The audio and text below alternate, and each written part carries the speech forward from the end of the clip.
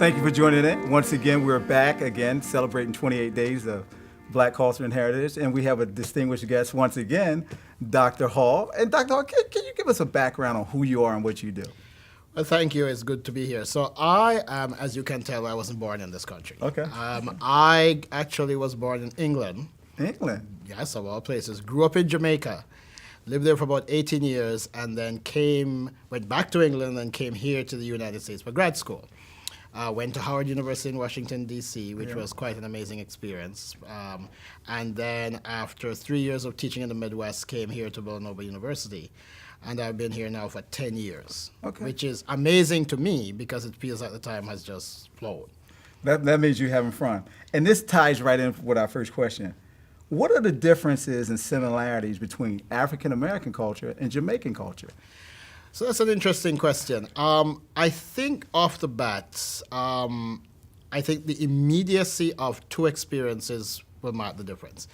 The perception of the immediacy of the slave experience and the immediacy of being part of a culture where you rule yourself, where you are the majority.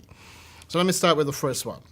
I think that in the United States, because of slavery, then Jim Crow, and the ongoing struggle for rights, largely in the south of the United States, to some extent in the north, the experience and the aftermath of slavery and the presence living together with a majority that is associated with that experience has made for very fraught racial relationships in America, and has meant that African Americans are always negotiating their identity in the context of the other, always negotiating their identity in the context of people who are not like them, but who are often framing for them what their identity should be. So this is Du Bois's double consciousness, right?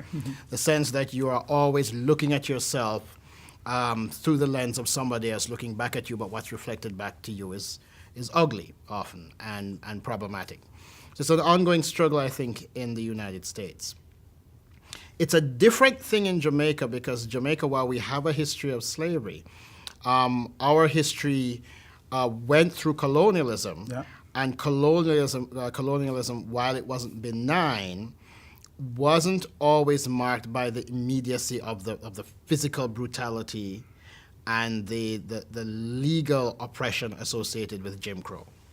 So we had colonialism. When I hear the stories that my parents and grandparents told, you certainly grew up in a country where you got the sense that you were second class, but it was a second class based on skin tone, and then often whites who were expatriates weren't necessarily in regular, close, day-to-day contact with the Jamaican locals. It's not necessarily true in the United States. So you had the illusion, at least growing up in Jamaica, we still have the legacy of colonialism in Jamaica because we still have a largely white ruling class and a large African majority. The ruling class still holds much of the property in Jamaica. The middle class is in there somewhere. We have a large black majority that is various levels of working class, poor, middle class. But we still have, because we're a majority, that sense that we own our own destiny. When we look at the teachers, when we look at the prime minister, when we look at ministers of government, they look like us, they sound like us. That's not true in the United States. The people who are figures of authority in the United States look different than people who are African American. And that has led for some really complex, tense, sometimes destructive relationships across racial lines. Now, let me be clear. It doesn't mean that we don't have racism to deal with.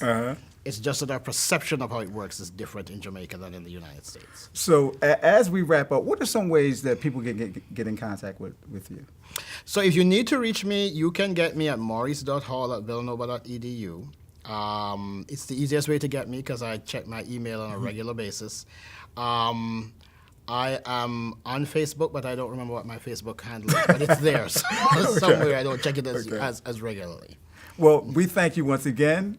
We had a great guest today, and as you see, he really explored a lot of different things.